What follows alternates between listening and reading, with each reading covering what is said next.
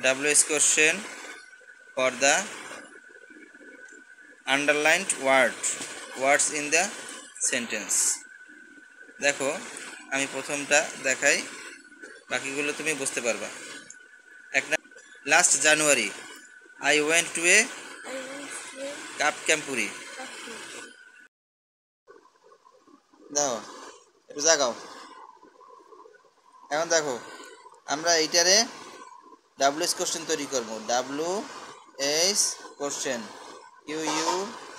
QUESTION WH question তৈরি করব। তাহলে এটাকে আমরা কিভাবে WH কোশ্চেন তৈরি করব?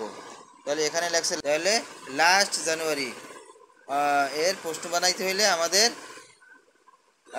বাংলা অর্থ দাঁড়ায় জানুয়ারির শেষের দিক। আর জানুয়ারির শেষের দিক যদি আমরা প্রশ্ন করি তাহলে কি হবে? কখন।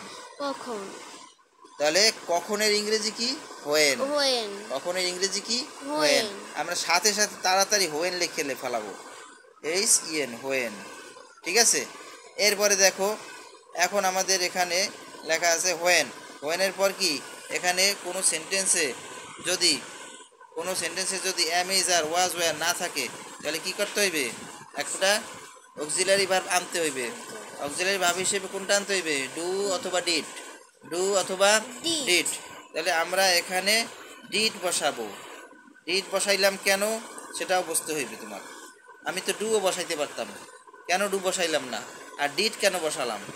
ডিড হইছে যে এখানে ভার্ব কোনটা? এই সেন্টেন্সের মধ্যে তোমার ভার্ব কোনটা? এই ওয়েন্ট হইছে একটা ভার্ব। এন্ড ভার্বটা কোন টেন্সে আছে আমাদের সেটা বুঝতে হইবে। পাস্ট টেন্সে আছে। যেমন মনে করো আমি এখানে দেখাই এই present PRESENT present PAST past. Present টেন্সে আছে কি? এই ওয়েন্ট আছে কোনটায়? পাস্ট টেন্সে আছে। এই ওয়েন্ট। আর ওয়েন্টের প্রেজেন্ট কি? গো। আর ডিড হইছে যে কি? পাস্ট টেন্সে। ডিডে কি? Past tense. আর ডু হইছে যে প্রেজেন্ট টেন্সে। এখন দেখো এটা প্রেজেন্ট, এটা হচ্ছে পাস্ট। এখন দেখো আমাদের চিন্তা করে ধরো লরে প্রেজেন্ট টেন্স, এটা পাস্ট টেন্স। প্রেজেন্ট টেন্সে আছে গো, ডু, আর পাস্ট টেন্সে আছে ওয়েন্ট আর ডিড। এখন দেখো আমাদের হোয়েন ডিড বসাইছি, এই জন্য বসাইছি যে আমাদের প্রশ্নবোধকের পরে একটা এই হোয়েনের পরে একটা অক্সিলারি ভার্ব বসাইতে হবে, কিন্তু এই সেন্টেন্সের ভিতরে কোনো অক্সিলারি ভার্ব নাই। এখন দেখো এখানে এসে যে আমরা হোয়েন বসাইছি, আমরা লাস্ট জার্নি এর পরিবর্তে আমরা হোয়েন বসাইছি। হোয়েন বসানোর পরে আমরা একটা অক্সিলারি ভার্ব আনবো, কারণ এখানে অক্সিলারি ভার্ব নাই। এই সেন্টেন্সের ভিতরে কোনো অক্সিলারি ভার্ব নাই, am is are was were কিছুই নাই। যেহেতু না থাকার কারণে আমরা একটা ডু অথবা ডিড আনবো। তাহলে ডিড নিছি কেন? ডিড নিছি এই জন্য যে এখানে ভার্বটা কোন টেন্সে আছে দেখতে হবে। এখানে ভার্বটা হচ্ছে যে পাস্ট টেন্সে আছে, এখানে ভার্বটা কি? পাস্ট টেন্সে আছে। এই জন্য আমরা অক্সিলারি ভার্বটা পাস্ট টেন্সে নিছি, অক্সিলারি ভার্বটাও পাস্ট টেন্সে নিছি। এই যে পাস্ট টেন্সে আছে কিনা আগে প্রমাণ দেখাই তোমাকে। ওয়েন্ট, এই যে পাস্ট টেন্সে ওয়েন্ট। আর ডিড হইছে পাস্ট টেন্সে, ওই ওয়েন্ট এই পাস্ট টেন্সে ডিড, এই ডিড। ঠিক আছে। এখন আমরা ওয়েন ডিড, এখন আই এর পরিবর্তে আমরা ইউ লিখতে পারি, কারণ আমাদের প্রশ্ন করা হয়েছে নাকি? এটা আমাকে প্রশ্ন করা হয়েছে, তার মানে প্রশ্নের বেলায় তোমার যে আই হবে না, এটা কি হবে? কি ইউ।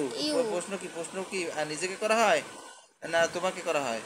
তোমাকে করা হয়, সেই জন্য আই এর পরিবর্তে ইউ বসাইছি। ঠিক আছে। এখানে অর্থ দাঁড়াইছে কি? দেখো আমি গিয়েছিলাম জানুয়ারির শেষের দিকে, তার মানে কি আমি গিয়েছিলাম কাপ ক্যাম্পুরিতে। ঠিক আছে। তাহলে আমি গিয়েছিলাম, তাহলে এখানে আমি গিয়েছিলাম, আমি কোথায় গিয়েছিলাম এরকম প্রশ্ন হয়? এরকম প্রশ্ন হয় না। তুমি কোথায় গিয়েছিলে, তুমি কখন গিয়েছিলে, এইটা দিয়ে প্রশ্ন। এই জন্য আমরা ইউ বসাইছি। ঠিক আছে। আই হবে না, এখানে কি হবে? ইউ হবে। When did you. এখন দেখো ওয়েন্টের পরিবর্তে কি? ওয়েন্টের পাস্ট টেন্স কি বা প্রেজেন্ট টেন্স কি? গো। Go. ওয়েন্টের প্রেজেন্ট টেন্স কি? Go. ওয়েন্ট অর্থ কি? গিয়েছিল, আর গো গিয়েছিল। অর্থ যায়। যায়। তাহলে কি ওয়েন্টের প্রেজেন্ট টেন্স হইবে, ওয়েন্টের প্রেজেন্ট টেন্স হইবে। হবে। প্রেজেন্ট টেন্সে কি আছে? গো।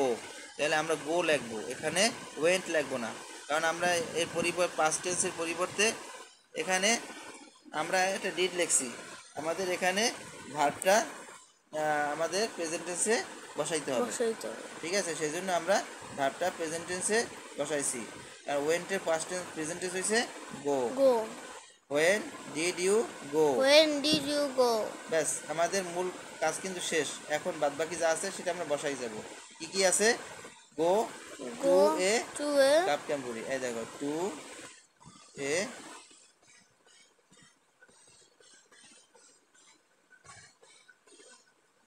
বুঝতে পারছো?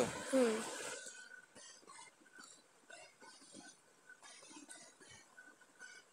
হ্যাঁ, ঠিক আছে।